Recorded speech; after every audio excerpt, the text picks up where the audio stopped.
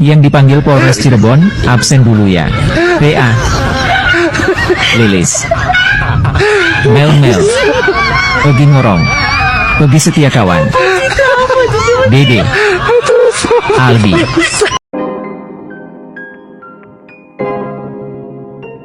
Hai guys, balik lagi di UK Kelvin bersama saya ya.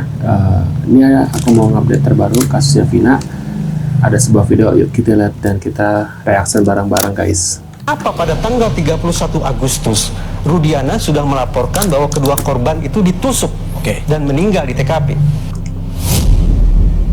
Penyidik mengatakan bukti-bukti cukup kuat dan itu akan dibuktikan di pra-peradilan saja. Ya, kebetulan saya juga berkesempatan untuk membaca berkas, termasuk visum et repertum dan laporan otopsi yang dilakukan oleh dokter umum 2 orang dan dokter forensik 1 orang.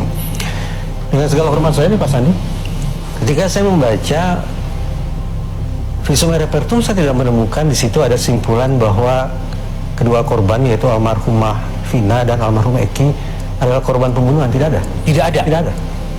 Bunyinya adalah kematian tidak wajar. Tetapi kematian tidak wajar tidak serta-merta bisa disimpulkan sebagai akibat pembunuhan. Saya mundur 1 langkah. Dari sudut pandang forensik, ketika kita menyimpulkan penyebab kematian NASH, N natural, ini bisa dianggap sebagai kematian yang wajar karena sakit, karena usia lanjut dan seterusnya.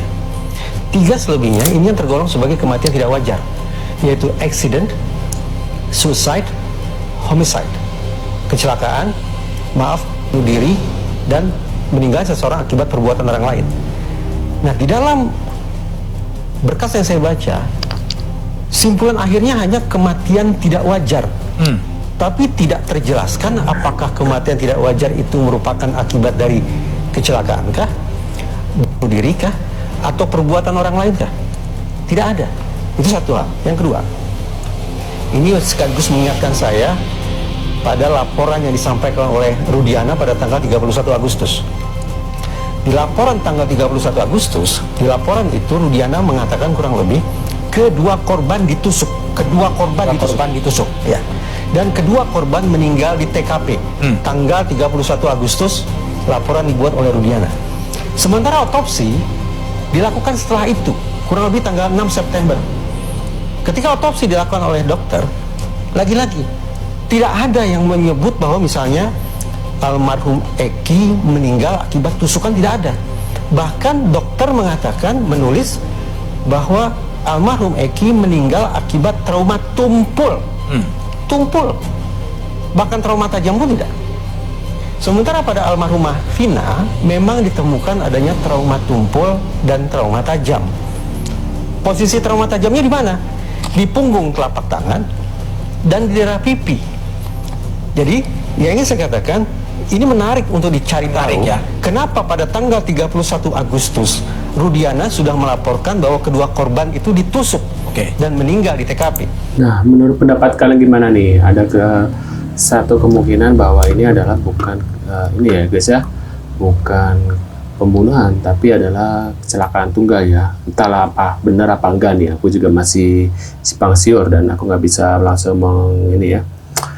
Semua orang juga masih bertanya-tanya nih, ini karena itu Rudiana diam 1000 bahasa, jadi alur cerita kasus ini jadi kemana-mana. Coba kalau dia koar-koar mungkin nggak akan seperti ini ya guys ya. Ya, ada sebuah video lagi. Hari ini punya keyakinan ini bukan karena kecelakaan. Tuh, saya tidak percaya sama omongan ibu ini katanya. Udah jelas ibu ini lagi bermain drama katanya. Sengaja memperkeruh suasana, pasti ada dalang di belakang ibu ini katanya gitu guys. Sampai hari ini saya punya keyakinan. Dari tahun 2016-2017 saya udah punya keyakinan. Itulah sebabnya karena sidang ini tertutup, Mbak. Menurut kalian gimana nih? Apakah sependapat dengan Bu Titin atau tidak nih guys ya? Karena kan pas kejadian itu juga di flyover, di flyover itu yang penemunya saksi Suroto ya, itu nggak jelas gitu ya. Ada yang dia bilang pakai celana, pakai rok gitu kan. Dari situ aja udah nggak jelas gitu kasusnya.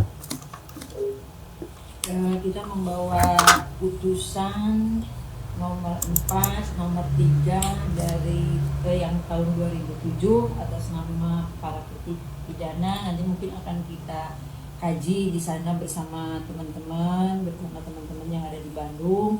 Hari ini kita akan meeting untuk persiapan besok dan juga membawa permohonan pra peradilan yang sudah diregistrasi. Nanti kita akan bahas lagi apakah ada yang kurang atau tidak. Mungkin nanti kita akan mengajukan permohonan perbaikan kalau memang ada kekurangan. Tapi kalau misalnya setelah dianalisa ini cukup, ya sudah, berarti kan tidak ada perbaikan. Berapa saksi Bu yang akan dibawa? Ya mungkin insya Allah kurang lebih 10 saksi. Termasuk saksi. Ada temannya juga yang ikut yang dari sini. Sejauh ini bagaimana untuk keyakinan dengan seluruh bukti saksi dalam kuasa hukum Peggy menghadapi? Kalau kita sih sebagai tim kuasa hukum pasti sangat yakin karena penetapan tersangka ini tidak sah alat bukti dari pihak Polda Nusa Tenggara dan tidak ada alat bukti yang terkait pembunuhan Vina dan Eki. Itu akan kita buktikan di persidangan. Salah satu keyakinan tim kuasa hukum apakah memang juga termasuk Kapolda mengatakan bahwa kasus ini tidak disertai scientific crime sejak awal? Betul, nah itu nanti yang akan kita pertanyakan kepada pihak Polda. Apakah ada bukti yang terkait dalam pembunuhan yang disebut tadi itu scientific crime investigation-nya ada tidak? Seperti itu sidik jari, kemudian tes DNA dan juga CCTV. Sedangkan sejak akhir putusan di tahun 2017 nggak ada yang dia terkhusus barang bukti. Betul, tidak barang bukti yang itu CCTV yang memang terjadinya scientific crime investigation itu tidak pernah dimunculkan. Nah, menurut pendapat kalian gimana nih? Pusing kan? Aku juga pusing guys. Ini alur ceritanya pusing ya. Karena ada mastermind dari rekayasa. Saya yakin tuh, seandainya bekal sekarang begini, saya himbau dia supaya dia ya berdoa dulu ya, supaya dibuka mata hatinya ya. Dia bicara sama pimpinan. Informasi saat ini tanpa diolah. Kalau bicara dalam konteks hukum pembuktian, ada istilahnya penyelidikan. Penyelidikan itu kan serangkaian. Tapi beliau kanit loh kan. Nah, menurut pendapat kalian gimana nih guys ya setelah melihat video ini guys? Pak Rudiana membentuk tim dengan 3 orang lainnya. Ya, saya punya nama dan pangkatnya dan itu juga tentu kita bisa baca di putusan.